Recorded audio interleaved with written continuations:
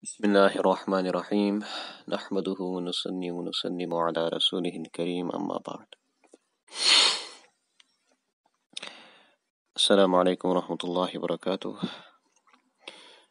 So there's this hadith where a Sahaba radiallahu anhum mentions أتيت النبي صلى الله عليه وسلم في مرضه. So he says that I visited the Prophet sallallahu alaihi wasallam whilst he was ill. وهو يوعك وعكا شديدا, and he was suffering from a very high fever. قلت إنك لتوعك وعكا شديدا. So I said to our Prophet ﷺ that, إنك لتوعك وعكا شديدا, that you're suffering from a very, very high fever. قلت إن ذاك بأن لك أجرين. And I said to the Prophet ﷺ that this is because you'll be rewarded twofold, meaning there's a double reward for you in store. You have a very high fever, and because of that, inshallah, you'll get twice the reward. قال أجل. So our Prophet ﷺ said, yes, meaning affirming to what the Sahaba had mentioned, that you'll be entitled to two rewards. You'll be entitled to a double reward because of this high fever that you're experiencing. And then our Prophet ﷺ said, ما من مسلم يصيبه أذى إلا حات الله عنه خطاياه كما تحات ورق الشجر. And our Prophet ﷺ said that there's no Muslim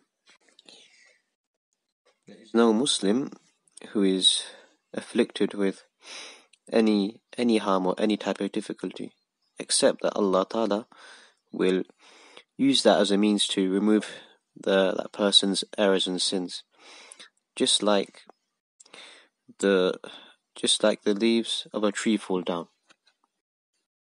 So in other words, the way the leaves of a tree fall down, in the same manner, Allah Ta'ala will remove the sins of a person through illnesses.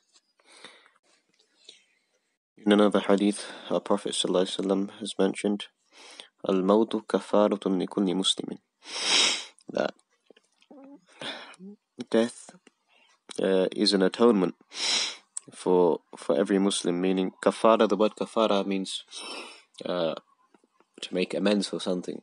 So usually in fiqh, there's different types of kafara. There's kafaratul siyam, there's a kafara for fasting, meaning if a person intentionally broke a fast in the month of Ramadan, then there's a set of fasts which the person has to do in order to make up that error or that wrongdoing.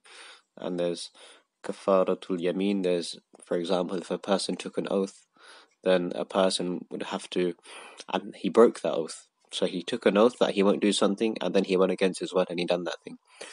So now that person would have to make that act up by either fasting a certain amount of days or giving a certain amount of money in charity, so on and so forth. So and by doing that would atone for the wrongdoing which was done. So the term which is used is kafara. That kafara is which means to make up something to make up for a wrongdoing.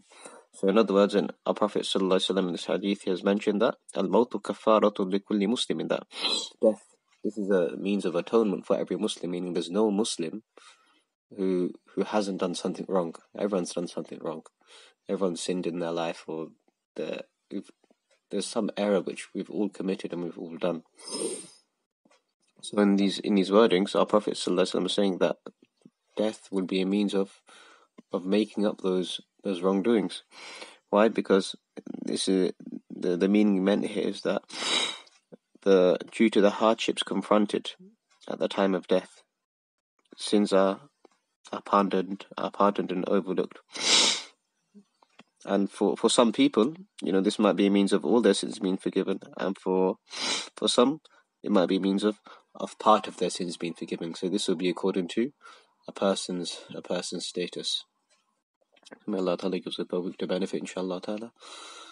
May Allah Ta'ala give us the means to pass away with Iman, inshallah ta'ala, with belief in Allah subhanahu wa ta'ala and His Rasul sallallahu alayhi wa sallam. Subhanallah bihamdi, subhanaka Allahumma bihamdika, ashhadu an la ilaha illa anta, astaghfiruka wa atubu ilayk.